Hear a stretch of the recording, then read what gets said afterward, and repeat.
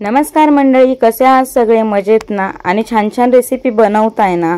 हो, नक्कीच बनवा व आस्वाद घ्या। आज मी आपल्यासाठी घेऊन आलेले आहे मस्त अशी हेल्दी रेसिपी। चला तर मग रेसिपीला सुरुवात करूयात। रेसिपी तयार करण्यासाठी ह्या ठिकाणी लोखंडी तवा ठेवून घेतलेला आहे। त्यामध्ये आपल्याला 2 चमचे तेल घालायचे। तेल छानपैकी गरम झालं की त्यामध्ये बारीक चिरून घेतलेला मीडियम आकाराचा कांदा आपल्याला घालून घ्यायचा आहे व कांद्याला गोल्डन ब्राऊन कलर येईपर्यंत व्यवस्थित असं परतून घ्यायचं आहे।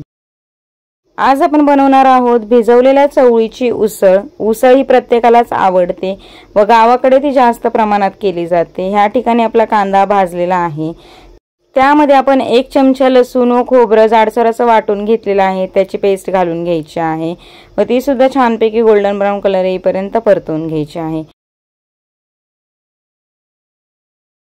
बारीक चिरून घेतलेला टोमॅटो ह्यामध्ये घालते। टोमॅटो सॉफ्ट होईपर्यंत भाजून घ्यायचा आहे।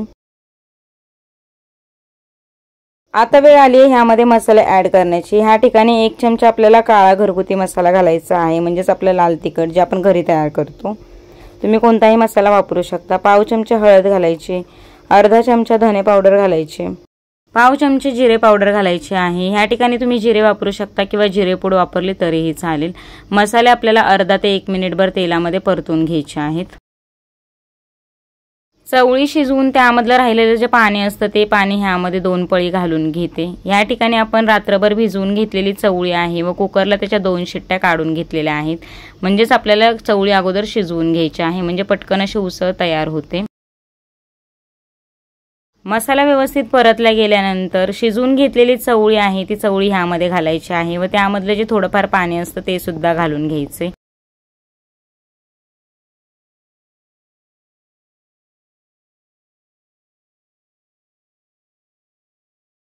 चवळी शिजवून राहिलेलं सगळं पाणी ह्यामध्ये ओतून घेतलेलं आहे। आता ह्यावरती आपल्याला एक झाकण ठेवून घ्यायचं आहे व थोडंसं त्या अगोदर मीठ घालून घ्यायचं आहे चवीनुसार।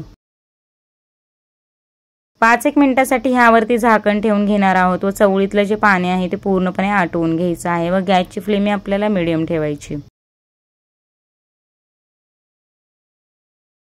बऱ्यापैकी चवळीमधलं पाणी आटलेलं आहे व चवळी सुद्धा छानपैकी मसाल्यामध्ये एकजीव अशी झालेली आहे। खायला ती भन्नाट लागते। अशा पद्धतीने चवळी तुम्ही बनवत नसाल तर एकदा ट्राय करून बघा, खायला छान लागते।